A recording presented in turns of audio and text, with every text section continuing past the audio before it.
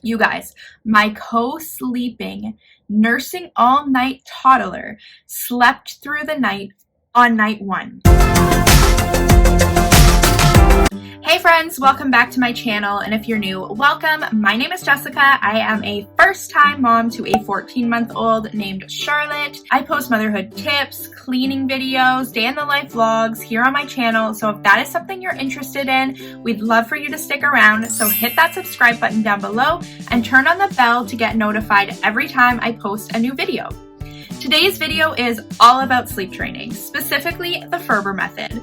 So we recently just wrapped up the FERBER method with our daughter, so I wanted to share our experience sleep training a toddler and the tips that really helped me get through it. So I'll get to our experience night by night in just a minute, but first I just wanted to give a little bit of background so you can understand why we made the decision to sleep train. So Charlotte was a decent sleeper as a newborn. I actually really enjoyed the newborn stage. I felt really lucky that she didn't give us too much of an issue sleeping, not as much as I had ever imagined anyway. But around 4 months, she really hit the 4-month sleep regression, and boy, did it hit hard. She was up all hours of the night, and it was just exhausting. And we literally would do anything just to get a little bit of sleep. So we started co-sleeping, and I started nursing her to sleep. And this quickly turned into needing these two things for every single nap, every single night at bedtime, and all through the night. She was literally attached to me all night nursing, all night long. It was keeping me up all night. Both became such a huge sleep crutch for her, and we knew we needed to tackle it. So I always told myself that I would sleep train my children just because I heard how negatively sleep deprivation can affect your health, and I knew that even before kids, I have never handled lack of sleep well. That was until I had a child. Then I kept making excuses as to why I wasn't ready to sleep train. I kept thinking that in order for me to be the best mom to her, I needed to do everything that she needed at night and everything that she wanted at night. But what I quickly realized is that in order for me to be the best mom, I need sleep. For 10 months, from 4 months until almost 14 months, I allowed myself to be a walking zombie, day in and day out. So around 11 months, 12 months, we started trying gentle methods of sleep training, like the pick up, put down, the chair method. At this point, we had tried tackling co-sleeping as well. So we moved her into her own room, but we were still checking in on her every time she woke up through the night. I was nursing her 2 to 3 to 4 times a night at this point.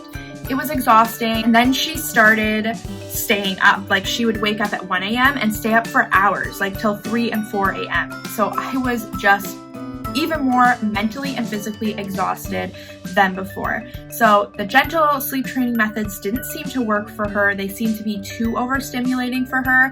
Every baby's different. There is no perfect way to sleep train every single child. Every child is different. So those methods, I really, really wanted them to work so that I didn't have to hear her cry, but they just didn't work. So we quickly realized we would need to use a method of cry it out in order to get her to sleep. Before I continue, if you aren't familiar with FERBER, it is a method of cry it out. However, it involves you doing interval check-ins rather than just letting them cry for a long period of time. So when you do a check-in, you go in, you soothe them gently with your voice, you don't pick them up, you don't have any physical contact with them, but you're just reassuring them that everything is okay and that it is bedtime and time to go to sleep. Before I get into night 1, just a quick disclaimer, always check with your doctor before sleep training or night weaning to make sure it is the best decision for your child. These tips and the things I'll be telling you today are based on our experience. They may or may not work for your family. So always do what you feel is best for your family and always consult a doctor. So, night 1. I expected it to go absolutely terrible, not gonna lie. Not only was I sleep training, but I also made the decision to night wean at the same time. I just felt like it would be easier to tackle both at the same time rather than having to put her through sleep training and then have to let her cry again because I'm trying to night wean her. Just easier to do it all at the same time for me. So during the day, I kept repeating the same phrase, tonight you're gonna go to sleep on your own, but mommy and daddy will be in the next room and we'll see you in the morning and give you big hugs and kisses. May sound silly, but you'd be surprised how much a toddler can understand and how effective it really can be when it comes to sleep training. I knew she quickly understood what this phrase meant because by night 2, she was already protesting as soon as I said it. And even to this day, she still protests because she knows it means bedtime. So night one, my husband and I were both apprehensive. My husband a little bit more than me. He understood and he knew that I desperately needed sleep, and so did he, because even though I was handling most of the night wakings, he was still waking up as well, asking me if I needed help, things like that. However, he still was nervous about hearing her cry. Normal. What parent in this world wants to hear their baby cry? Nobody. I don't think anybody does. So I made him wear headphones because there was no way he was messing this up. So that leads me into this tip. Make sure both parents are completely on board with the sleep training. Yes, my husband was a bit apprehensive, but we had come to this decision together. So make sure both parents are on board with it, because you don't want any unnecessary delays. You don't want any confusion for your child. So definitely talk to your partner about it before making the decision to sleep train. So I did her entire bedtime routine, and that's my next tip. Make sure you have a solid bedtime routine. This really cues the child that it's bedtime, and it really makes the process so much easier because they know what's coming. If you don't already have a bedtime routine, start one. It's never too late. They catch on so quickly, so definitely start one because it will make your sleep training journey so much easier. So after her routine, I said the same phrase I had been saying to her all throughout the day. I said, "Good night, I love you." I laid her down and I left the room. She didn't cry. She was laughing and giggling and playing in her crib with her stuffies for probably the first 20 minutes. I didn't do any check-ins at this point just because she wasn't crying. So I didn't see a point of doing any check-ins if she wasn't crying. However, after 20 minutes, she started howling, you guys. I set my timer for 3 minutes because that was the time before the first check-in. So you start your timer when the child starts crying, and then you wait that length of time.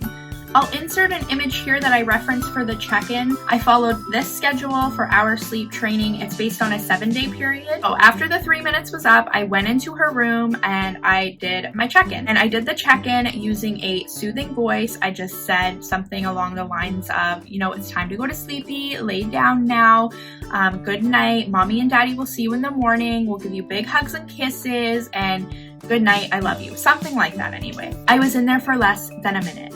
She started crying even louder. So the next interval was 5 minutes. So I set my timer for 5 minutes. And guys, 5 minutes may not seem like a long time, but it was the longest 5 minutes of my life. I sat outside her door. I was crying while she was crying. It was terrible. So next tip, distract yourself with something. Find something to do during these few minutes.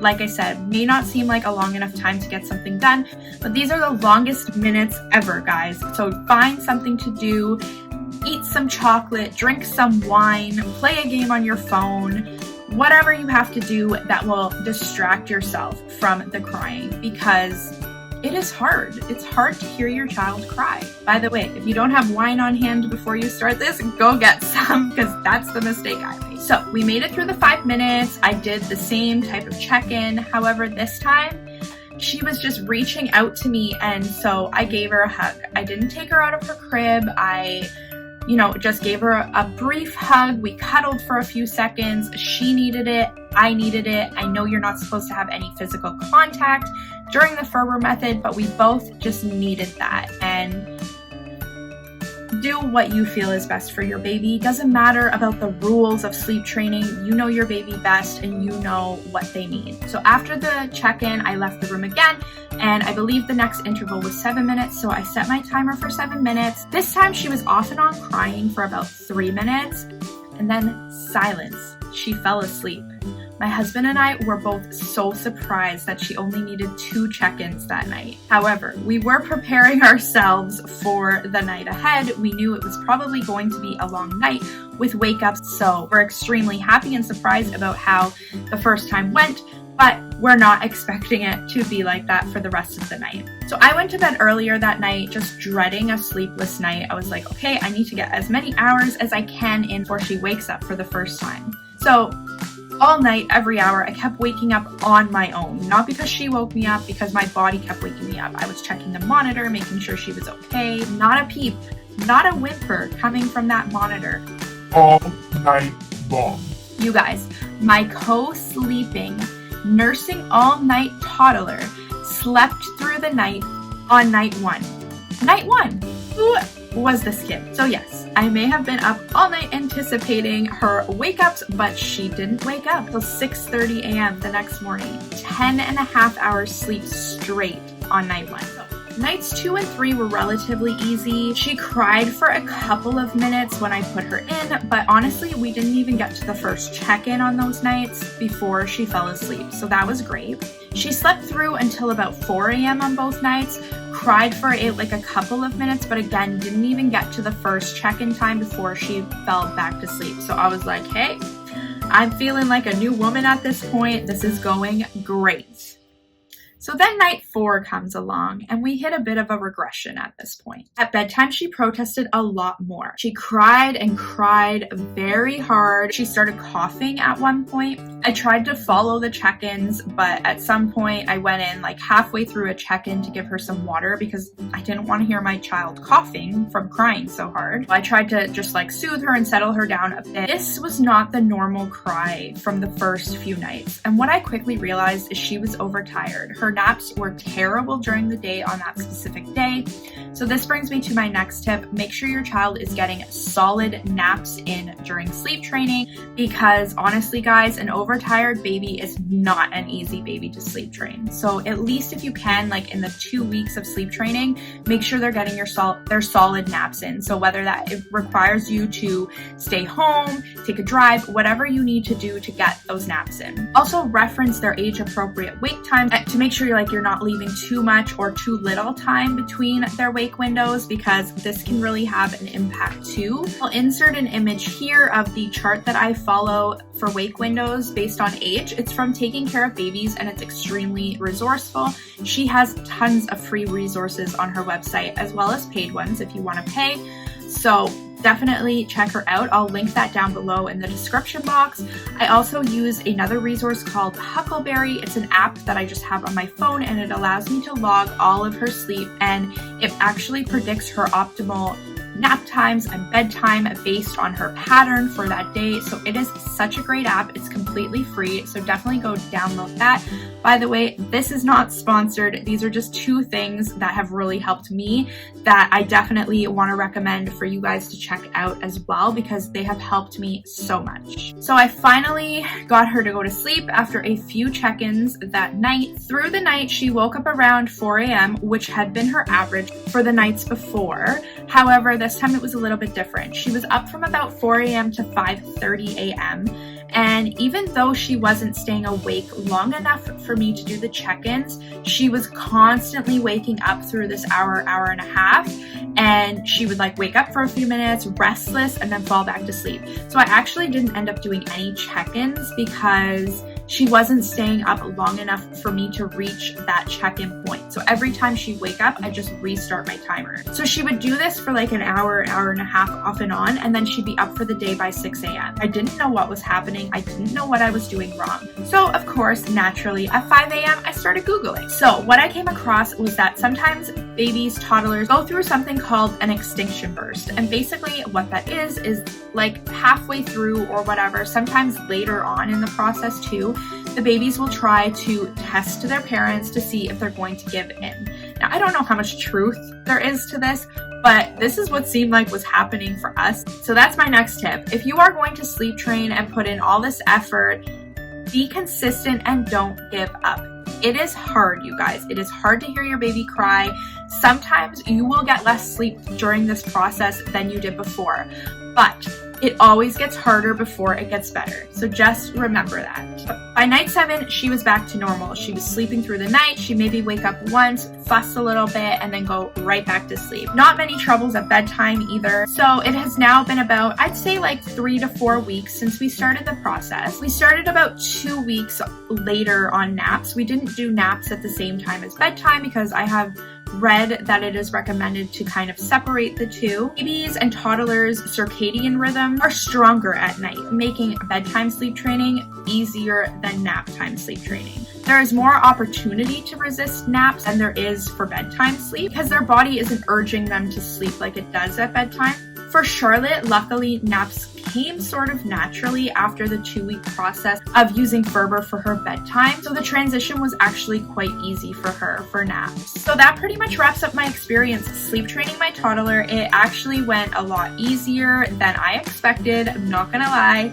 I expected it to be terrible. I expected it to fail. I really didn't have many positive expectations, and that just goes to show you how adaptable children are. Of course, is sleep training ever really complete with all the illnesses and teething and other changes that babies go through? Probably not. Overall, I was extremely surprised with how well Ferber worked for her and for our family. We are all getting some good quality sleep, and I am so glad that we made the decision to do this. I will mention that she still cries and protests a little bit at bedtime on some nights. Some nights are better than others, but she never cries for longer than a minute or two before she just settles down and falls asleep. But all in all, she is a much better sleeper. Thank you guys so much for watching. I hope you were able to get some tips and advice from this video if you are planning on sleep training your child. Let me know down in the comments if you guys do decide to sleep train using this method and how it goes. Please give this video a thumbs up if you liked it, subscribe if you're new, and I'll see you guys in the next video. Bye guys!